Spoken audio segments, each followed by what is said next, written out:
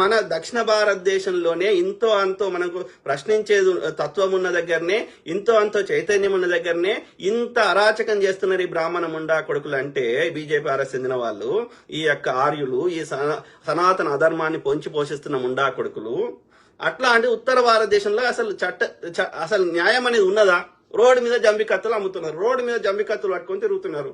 ఇలా ఆ యొక్క యూపీలో ఏది ఈ యొక్క మా అమ్మా నాన్నను చంపినవని ఒక దళితులు వాళ్ళు ఏడుచుకుంటా పోలీస్ కంప్లైంట్ ఇస్తే వాళ్ళ చెల్లెని అక్కని కూడా చంపేశారు, కంప్లైంట్ ఇచ్చిన వాళ్ళని కూడా చంపారు. ఒక ఆడపిల్ల రోడ్డు మీద బట్టలు లేకుండా మొత్తం ఊరంతా తిరిగి బతిలాడుకుంది నా ప్రాణభిక్ష పెట్టమని. ఇక మణిపూర్లో అయితే ఇద్దరు అమ్మాయిలను బట్టలు లేకుండా ఎట్లా తిప్పుకున్నారో చూసినాం. దాని మీద ఒక్క స్టేట్మెంట్ ఇయ్యాడు అమిత్ షా. మొత్తం అన్ని ప్రతిపక్షాలు పార్లమెంట్ దద్దరిల్లేటట్టు ఏడ్చినా కొట్లాడినా, పార్లమెంటులో ఏది పొగ బాంబు పెడితే ఇప్పటి వరకు విచారణ జరగదు, పుల్వామా దాడి మీద ఇప్పటి వరకు విచారణ జరగదు. దీన్ని బట్టి ఇక ఉత్తర భారతదేశంలో ఎంత వరస్తున్నారు, అక్కడ ప్రజలు ఎట్లా బతుకుతున్నారు. బుల్డోజర్ తెచ్చి మొత్తం అక్కడ ఉన్న అందరు ఎవడు ప్రశ్నిస్తే వాళ్ళకి, ముస్లింలు ఒక్కరే కాదు, ముస్లింలయ్యి, దళితులయ్యి, ఈ యొక్క ప్రతిపక్ష నేతలు అందరి ఇల్లు వాళ్ళ కొట్టుడు. అంటే నేను చెప్పింది వినాలే, నన్ను ప్రశ్నించకూడదు, న్యాయం మాట్లాడకూడదు అనేది ఉంది. మొన్న కొట్టిరు కదా, 400 వస్తాయి కదా, 270 సగం కూడా రాలేదు. ప్రభుత్వాన్ని ఏర్పాటు చేసే మెజారిటీ కూడా రాలేదు కదరా. తీసేయరా చంద్రబాబు నాయుడు, ఏం చేసుకుంటారా? సాగుకు దగ్గర వచ్చినావు, తీసేయి, మద్దతు తీసేయి. వీడు నితీష్ కుమార్ చంద్రబాబు నాయుడు మద్దతు తీసేస్తే పడిపోతుంది గవర్నమెంట్. తీసేయరే. నీకు కావాలంటే ఏ మంత్రి కావాలంటే అది ఇస్తాం చంద్రబాబు నాయుడు. రా, కూటమిలో వద్దాం, వాళ్ళు దింపేద్దాం. నీకు ఏ పదవి కావాలంటే అది తీసుకో, నువ్వే ప్రైమ్ మినిస్టర్గా. ఎందుకురా ఈ బతుకు? సిగ్గు లేదు. ఆలోచించండి మిత్రులారా. అసలు చట్టం ఉన్నదా? అసలు ఈ అన్నిటికీ ఇక మీడియాని కంట్రోల్లో చేసుకోవాలి. గ్రాకు చెప్పినా వానికి బాధనే. 60 ఏళ్ల కింద లక్ష్యం నెహ్రూ గారి మీద వాడు బురద లేకపోతే వాడు బతకలేడు. అన్ని కట్టిన కాంగ్రెస్ మీద వాడు బురద లేకపోతే బతకలేడు. నువ్వేం చేసినావు రేపురా అంటే కాంగ్రెస్ తిడతాడు. మోడీగా నువ్వేం చేసినావు చెప్పరా? ఈ యొక్క 200 లక్షల కోట్ల అప్పు చేసినావు, ఈ యొక్క ప్రతి సంవత్సరం 50 లక్షల కోట్ల బడ్జెట్, ఈ బడ్జెట్ పైసలు ఆడిపోయాయి, అప్పు చేసిన పైసలు ఆడిపోయాయి, ఈ అన్ని కంపెనీలు అమ్ముతూ వచ్చిన పైసలు ఆడిపోయాయి. నేను ఫకీర్ని అంటాడు, నేను అత్యంత ధనవంతుని అంటాడు. ఈ పైసలు లెక్క ఎప్పుడేం ఉంటా కొడుక?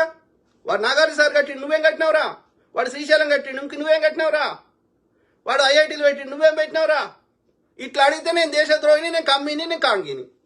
మరి హిందువుల కోసమే పుట్టినవైతే హిందువుల దగ్గర ట్యాక్స్ తీసుకోకరా? పెట్రోల్ మీద 30 రూపాయలు తీసుకుంటున్నావు. జిఎస్టీ కాంగ్రెస్ వాడు 0% ఎత్తే నువ్వు 5 చేసినావు, వాడు 5 చేస్తే నువ్వు 8 చేసినావు, వాడు 8 చేస్తే నువ్వు 12 చేసినావు, వాడు 12 చేస్తే నువ్వు 18 చేసినావు. డాక్టర్ మన్మోహన్ సింగ్ గారు మాక్సిమం 18 తీసుకుంటా అంటే నువ్వు 28% చేసినావు. అంటే నేను 100 రూపాయలు సంపాదిస్తే 30 రూపాయలు నీకే కట్టాలి కదరా ట్యాక్స్. మరి ఈ ట్యాక్సీకి లెక్క అడిగితే నేను దేశద్రోహిని, నేను హిందువుని కాదు. ఎంత నీచముండా కొడుకులు రా. నేనైతే మొక్కుతున్నా ప్రకృతి మాతకి, నేను ప్రార్థిస్తున్నా ఈ దుర్మార్గుని, అమిత్ షా అనే దుర్మార్గుని, మోడీ అనే దుర్మార్గుని ఎంత తొందర తీసుకో తల్లి, అంత భారతదేశానికి ఒక పీడ విరగడవుతుంది. ఒక భారతదేశము ఒక సక్రమ మార్గంలో పోయే అవకాశం ఉంటుంది. దయచేసి ఓకే, అన్యాయం ఎల్లకాలం నడవదు. అర్థమైందా మిత్రులారా? ఇట్లా నడుస్తున్నది. వీళ్ళందరూ మూడు రాష్ట్రాల ముఖ్యమంత్రి ఎందుకు వదిలేసినవురా? సిబిఐ ఈడీ అని పెట్టి మొత్తం 15 రాష్ట్రాల్లో ఉన్న కాంగ్రెస్ ప్రభుత్వాన్ని తీసేసి కాంగ్రెస్ ఏడుంది అంటాడు. వాడు వచ్చింది కాంగ్రెస్ ముక్త భారత్ అంటే ఏంది? ప్రతిపక్ష ముక్త భారత్ అంటే ఏంది? భారతదేశాన్ని ఒక నియంతృత్వంలోకి తీసుకుపోతూ వాడంట పైసలు పంచుతాడంట, వాడంట అన్ని చేస్తాడంట, ప్రతిపక్షాల దగ్గర పైసలు ఉండొద్దంట. వాడు డిమానిటైజేషన్ తెచ్చింది ప్రతిపక్షాల దగ్గర పైసలు లేకుండా చేయడానికి. దానివల్ల వ్యాపారాల సంఖ్య నాకు ఇచ్చినావు కదా. అంటే దేశ ప్రజలందరినీ అడుగునేటట్టు చేస్తావు. నీకు వచ్చిన గోలే అది. Very very unfortunate. మేల్కోవాలి. హిందువులకి ఏమైందిరా? ఈ అమ్మాయి బీజేపీ పార్టీ 100 ఏళ్ళు అయిందిరా పుట్టి, 100 ఏళ్ళు కూడా కాలేదురా. 1980లో పెట్టిండాడు. ఆర్ఎస్ఎస్ ఇంకో 100 ఏళ్ళు అయింది. ఈ 100 ఏళ్ళకి ముందు హిందుత్వం లేదు, 1000 సంవత్సరాల నుంచి లేదు. వీడు ఎత్తేరా బీజేపీ, ఏమైతుందో చూద్దాం. ఏం కాదురా, ఒక సిద్ధాంతాన్ని నచ్చినోడు అంత తొందర కన్వర్ట్ కాడు. పోనీ మొత్తం భారతదేశంలో ఉన్న అందరూ క్రిస్టియన్లో ముస్లిమ్స్ అయినా అనుకో, ఏమవుతుందిరా? ఇలా ఇస్లాం దేశాలు ఉన్నాయి, క్రిస్టియన్ దేశాలు, ఏమైతుందిరా? ఒక క్రిస్టియన్ దేశం ఇంకో క్రిస్టియన్ దేశం కొట్టుకదత్తలేవు. రష్యా వాడు అమెరికా వాడు కొట్టుకుంటలేడు, యూరోప్ వాడు రష్యా వాడు కొట్టుకుంటాడు. అన్ని క్రిస్టియన్ దేశాలే కదరా. ఒక ఇస్లాం దేశం ఇంకో దేశం కొట్లాడతలేదు, ఇంకో ఇస్లాం దేశం. ఏందిరా నాకు అర్థం కాదు. ఎవరిని నచ్చినాడు అని మొక్కుంటాడు, మనకు వచ్చిన నష్టమేందిరా? అలా విషయం ఉంటే మొక్కుంటాడు, లేకపోతే నా పక్షులు లెక్క జంతువులు లెక్క నాస్తికులు అవుతారు. ఏ పక్షి ఏ దేవుని మొక్కుతుందిరా? పిచ్చి నా కొడుకులు. ఆలోచించిన వ్యక్తులారా, అంటే ఎవడు మాట్లాడొద్దు, అలా ఉన్న లాజికల్ క్వశ్చన్ అడగొద్దు. నువ్వు చెత్త నింపుతుంటే నేను నింపించుకోవాలి. ఏ మతాన్ని వద్దంటున్నారు? అన్ని మతాల చెత్త ఉంది. నేను ఒక సనాతన అధర్మం గురించి చెప్తలేను. క్రిస్టియానిటీలో సగం చెత్త ఉంది, ఇది 50%, ఇస్లాంలో సగం % చెత్త ఉంది, ఆ యొక్క సనాతన అధర్మంలో 90% చెత్త ఉంది. ఇంతో అంత చెత్త లేనిది, చెత్త ఎక్కువ జమగాంది ఏందిరా అంటే బుద్ధిజము లేదా హిందూయిజం. కానీ బ్రాహ్మణిజంలో సనాతన అధర్మంలో 90% చెత్త ఉంది. క్రిస్టియానిటీ ఇస్లాంలో 50% చెత్త ఉంది. ఎందుకుంది? ఆ రోజులలో ఎప్పుడు వచ్చినాయి, అవి ఎప్పుడు పుట్టినాయి, అప్పుడున్న సమాజ పరిస్థితులు ఏంది, అప్పుడున్న వాళ్ళ యొక్క ఆలోచన విధానం ఏంది, అవన్నీ పరిగణలోకి తీసుకోవాలి కదా, అవునా కాదా? అప్పుడున్న ఆటవికము ఇప్పుడు ఎట్లా వర్కౌట్ అవుతుంది? అవి కొన్ని ప్రజలు ఇనీషియల్ గా కొన్ని తెగలుగా బతికిర్రు, ఆది మానవులుగా బతికిర్రు. ఆది మానవులు బట్టలు లేని ఆది మానవుల నుంచి ఒక జంతువు లెక్క బతికి నుంచి ఒక సమూహంగా ఏర్పడ్డారు. ఆ సమూహము ఒక ట్రైబ్ గా ఏర్పడ్డారు, ఒక తెగలుగా ఏర్పడ్డారు. ఆ తెగలలో ఉండే న్యాయము, తెగలలో ఉండే ఆలోచన విధానము అప్పటికిప్పటికి సేమ్ ఎట్లా ఉంటది? మారదా? వాళ్ళ ఆలోచన విధానంలో ప్రోగ్రెసివ్ థాట్స్ రావా? అప్పుడు వాడిన పనిముట్లు ఇప్పుడు వాడుతున్నామా? కాబట్టి అప్పుడెప్పుడో 2000, 3000 సంవత్సరాల కింద రాసిన పుస్తకాలు యాజ్ ఇట్ ఈజ్ ఇప్పుడు ఎట్లా వర్తిస్తాయి? కాబట్టి చెత్త ఉంది అలా. రాళ్ళు కొట్టి సంపమని అలా రాసిర్రు ఒక గ్రంథంలో. ఇప్పుడు అట్లనే చేయమంటే సాధ్యమవుతుంది? అది కరెక్ట్? అది చిన్నపిల్లలు, మహిళలు చూస్తుంటారు, వాళ్ళకి జీవితంలో ఎంతో సాధించాలనే వాళ్ళు అనుకునేవారు. అట్లాంటివి చూసినప్పుడు వాళ్ళకి జీవితం మీద ఆసక్తి వస్తుందా, విరక్తి వస్తుందా? కాబట్టి అప్పుడు ఎప్పుడో రాసిన వాటిని యాజ్ ఇట్ ఈజ్ మనం గుడ్డిగా పాటిద్దామంటే, నేను అన్ని మతాల గురించి చెప్తున్నా, ఒక పర్టికులర్ మతం గురించి చెప్తలే. కాబట్టి ఒక సైంటిఫిక్ టెంపర్ ఉండొద్దు, ఒక తప్పును తప్పనదు. ఇట్లనే చేసిర్రు, వాళ్ళు కూడా అట్లనే చేసిర్రు, క్రిస్టియానిటీలు కూడా ఇట్లనే చేసిర్రు. అలా కూడా మేధావులు ఆయన కోపర్నికస్ అంటే ఆయన ఏం చెప్పిండు? అంతకుముందు ఈ చర్చోళ్ళు ఏమని నమ్మిండ్రు?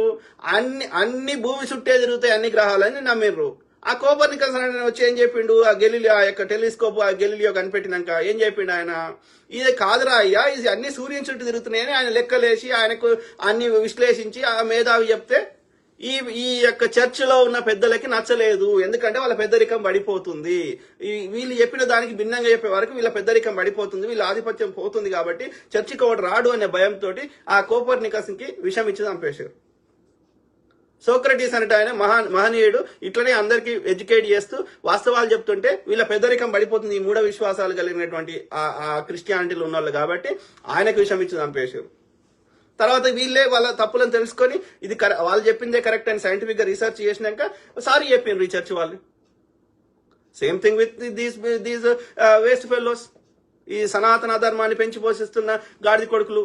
అది చిన్నజీఆర్ గాడు కావచ్చు, చాగంటి కావచ్చు, ఇంకోటి కావచ్చు, రండి చర్చకు రండి.